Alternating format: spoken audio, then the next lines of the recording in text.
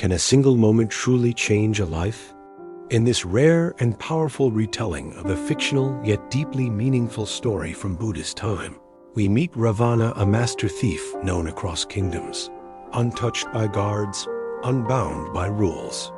But one night, he meets someone no wall can protect against, the Buddha himself. Please subscribe for more soul-awakening motivational stories. What unfolds is not a lecture, nor a punishment, but something far more transformative, a silent awakening.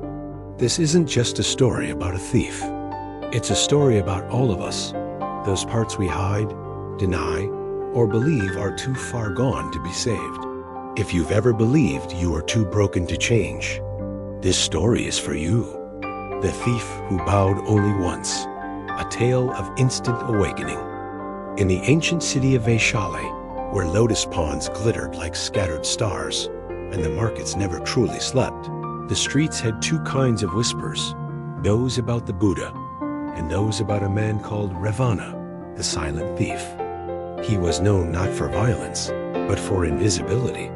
No door was too secure, no wall too high.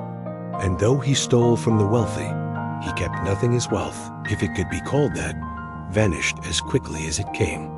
Many said he was a shadow with no home. Others said he was a fallen monk who had turned against the Dharma. One night, Ravana entered the grand villa of a merchant. But as he moved past the prayer room, he froze. There, on a simple cushion in the dim candlelight, sat the Buddha himself, visiting the merchant for a night's rest. Buddha opened his eyes. Ravana stood, still as stone. "You may come in," the Buddha said calmly. Ravana hesitated. "You know who I am?"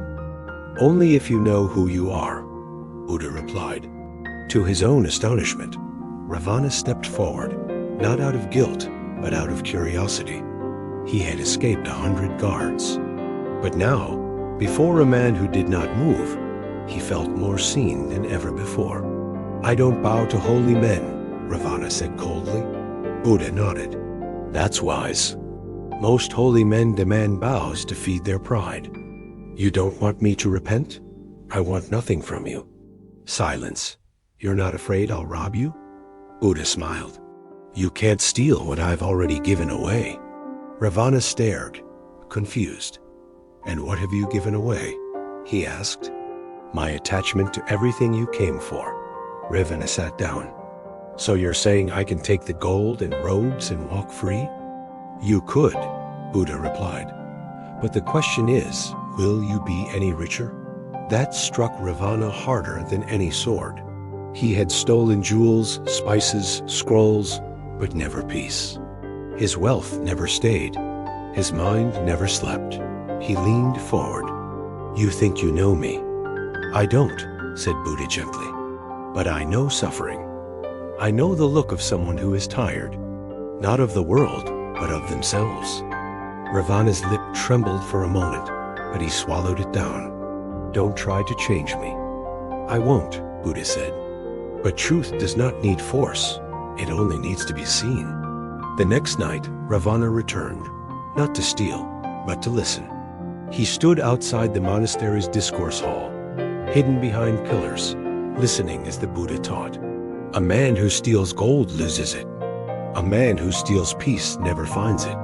And a man who steals time from his own awakening lives poor, even in palaces." Ravana's legs gave out. He knelt, not out of reverence, but because something inside him finally gave up fighting. A novice monk saw him and shouted, "A thief!" The monks rushed to seize him, but Buddha raised his hand. "Let him be. Tonight, he has bowed not to me, but to himself." Ravana stayed. Days passed, then weeks. He did not shave his head. He wore no robe, but he stopped stealing. He swept floors. He carried water. He said nothing. One day, a young monk asked him, "Why don't you become one of us?" Ravana smiled faintly. "Because I already stole the only thing I ever needed." "What's that?" He looked up at the monastery roof, where wind whispered through prayer flags. A second chance. Many years after the Buddha's passing, Stories spread about a quiet monk who never preached, never sat on the high seat, but whose presence calmed even the most furious hearts. Some said he was once a criminal. Others believed he had been enlightened in a single moment. But when asked for his name, he always replied, "I am the man who bowed only once and never stood the same again." Sometimes the deepest transformation begins not with years of effort, but a single moment of truth. No one is beyond redemption, not even the thief within us. True change doesn't always wear a robe. It lives in your next choice. You don't have to bow to anyone else, but you must bow to your own truth. The past is a story. The future is a question. But this moment, this is your chance. And make use of it.